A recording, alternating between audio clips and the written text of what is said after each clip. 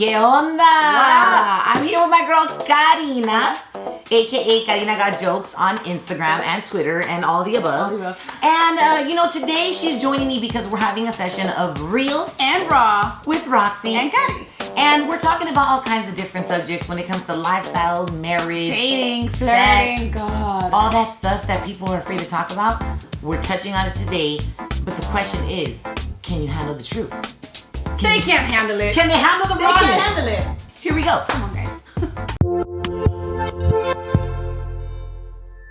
guys. We also encourage you to always drink water, stay hydrated, please. So we're gonna start out this video by taking a big gulp of water. Chug, chug, chug. Here's a tip real quick.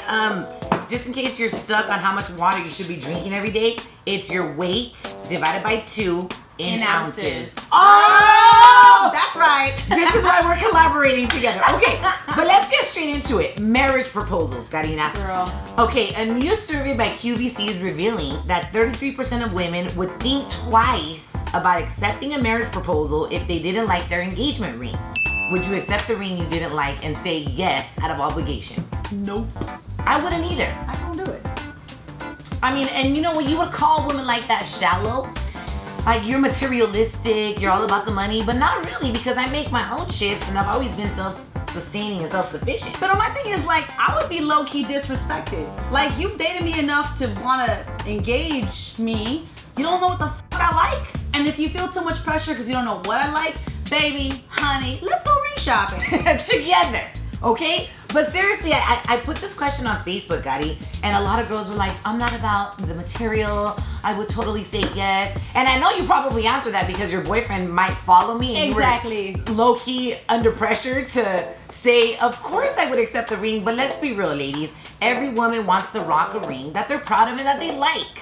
And my thing is too, like, don't get me wrong, like, I know some men have budgets and they work hard. Not everybody's out here balling, according to Instagram. Right. Story.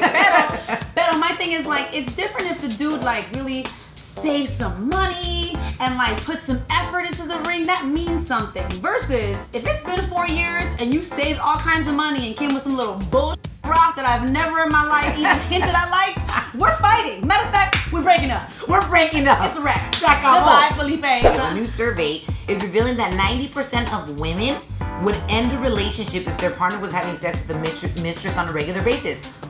Yes! Duh! But check this out. 20% of women said they would forgive their unfaithful partner if they had a one-night stand as long as it meant nothing.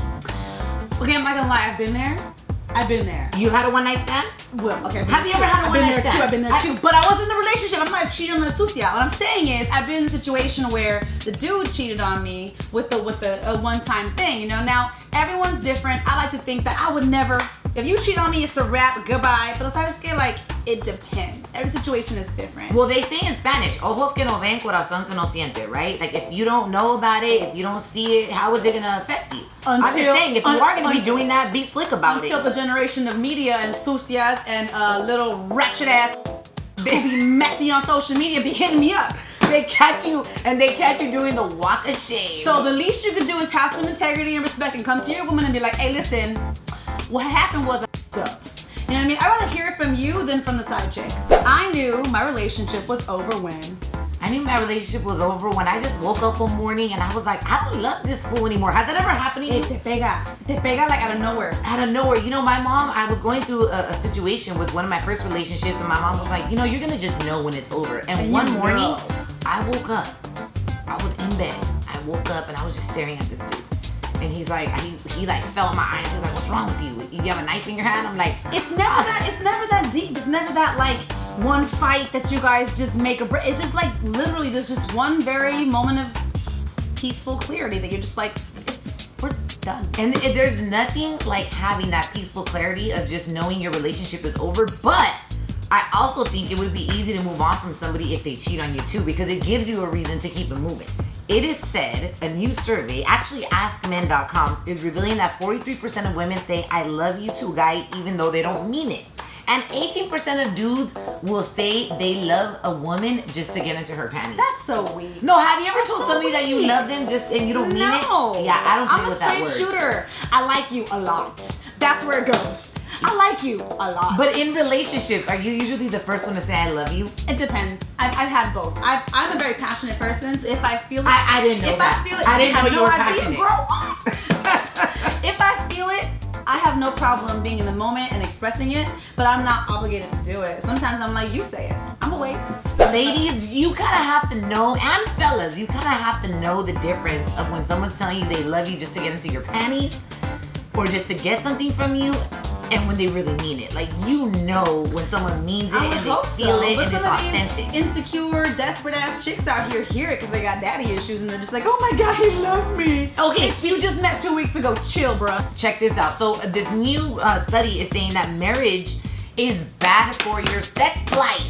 They're saying that once you get married, you go from having sex like 4 times a week to like once every 2 weeks or once a week. And I'm like, you know what? That all depends on the relationship too. That's sad. You know, because I know people that have been married for years and their shit is still popping. But then I also know people that aren't even married, have been in a relationship for 3 years and their shit is already dying. So it's like, it's up to you if you really are into each other and you really want to make this work in a partnership. It goes back to what you just said, though. I think that some people get married for an intention, like to get saved, for a meal ticket. So they don't really like the person they're with to begin with. You know what I mean? Yeah. Guess what? Life happens. I'm tired. You got a headache. We're stressed. Whatever the case is. If I like you, I'm gonna wanna you. You know what I mean? So if you don't like somebody already and then you add life stresses to it, there's gonna be more and more of a wedge sexually. My thing is I wanna be till I'm 75. Okay? Me too. So that means I'm gonna keep waiting for my man because there ain't no problem. Seriously, and you know what it was saying? That 25, this is the craziest part about it, is that 25% of married people are out there having one-night stands to fulfill this craving. Why get married then? Why do it? Whoever created the concept of marriage?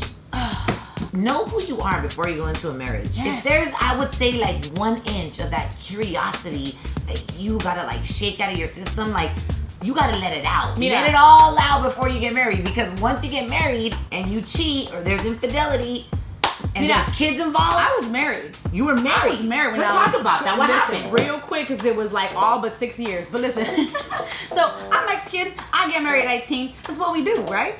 But it was the same thing. It was like I started to grow into who I was, and in my like 23s, I was like, I want more in life. Yeah. So it wasn't even me wanting somebody else. It was just me wanting more to figure out who I am. And I think a lot of people are afraid of evolution. That happens. That's why it happens a lot when people marry their high school sweetheart. Yes. It's all gravy in high school and it's all good. But guess what? Because there's no bills. There's no drama. There's no chaos. There's no real life hitting you guys just yet. It's just been high school and your mom's house. And I think a lot of people stop themselves from evolving and changing, and they stay stuck in situations that they're not happy in because they just feel this obligation to stay. But guess what? You evolve. You have to grow, boo-boo. You have to grow. And if you're gonna get anything out of this video, is you have to grow, you have to be uncomfortable, and what else? What else is they supposed to get out of this video? No, I hope you guys laughed with us a little bit. Just laugh a little bit, you know what I mean? But pretty much real and raw. Real and raw, that's it. That's it. Real and raw, that's it. Okay, we're out. Done. Hasta luego. Hasta vista, baby.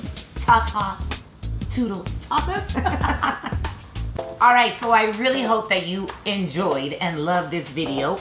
Make sure you drop a comment below and tell us other topics that you want us to touch on where we keep it real and raw. 100%. Hey, no gimmicks here with us. No, thank you for subscribing. Gracias. And make sure you subscribe to my channel and recommend it to other people. And drop a comment below because I read them and I actually do respond.